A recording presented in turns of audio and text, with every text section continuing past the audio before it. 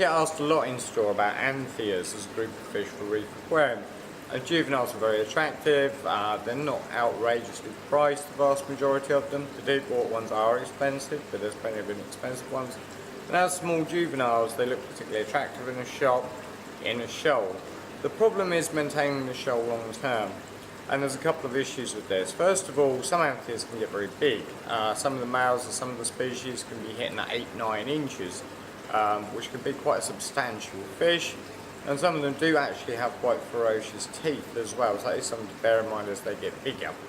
There are a lot of the smaller Anthias as well, but often some of the smaller, more delicate mouthed ones can be very difficult to feed.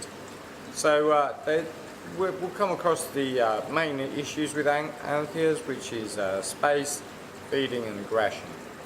Now in terms of aggression, the Anthias form mostly into two types, and in fact this carries through for feeding and space as well. So you've got the lyre tail type, which are quite stocky in the body, quite chunky, and if you look closely they have quite big teeth at the front. Most of the lyre tail groups of Anthias tend to be a lot more aggressive and they need a lot more space and get a lot larger.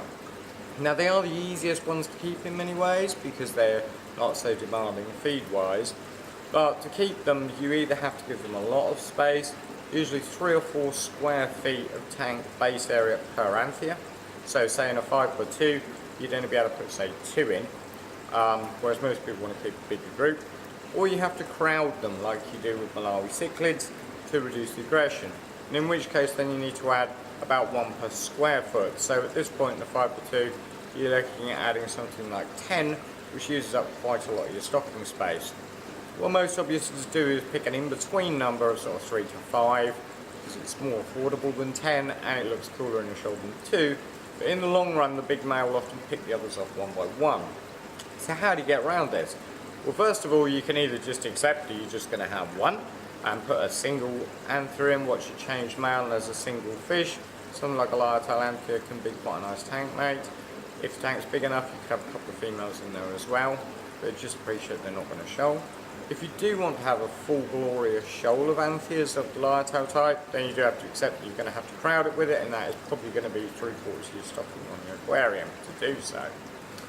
The other group of Anthias are a lot easier in some ways. So these are things like the purple queen group and the various other, and they're generally more elongated, more slender and more delicate mouthed. Now you don't have all the aggression problems with those, so you can keep them pretty much any number in almost any size. You could ram 20 into 100 litre without having big problems.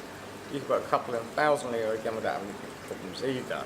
So that seems great and solves a lot of problems. They're often more colourful as well, and without all the aggression to worry about, and being able to add more members to the shoal as you go along as well would seem ideal. The problem is with these small Anthias though, with their tiny mouths, if they are designed to feed all day every day, and they very rarely take a flake. So if you do want to keep something like that, then you're looking at either hatching newly hatched brine shrimp and putting it into the tank every day, or 4 to 6 feeds a day of frozen food. Now that smaller frozen foods become more commonplace, such as microplanktons and cyclops and things like this, that is becoming more achievable for the home hobbyist, and so that is probably the more preferable one.